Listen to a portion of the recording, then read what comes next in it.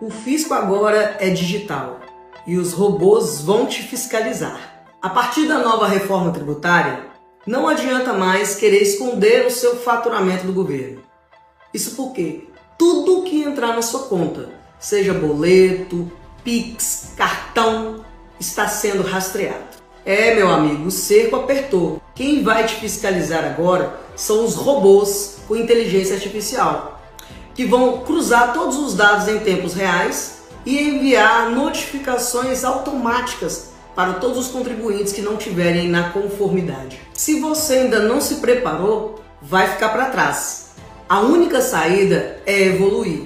E você precisa de um sistema de gestão financeira que seja completo, confiável, integrado com o seu contador e com o fisco. É por isso que eu recomendo o Conta Azul.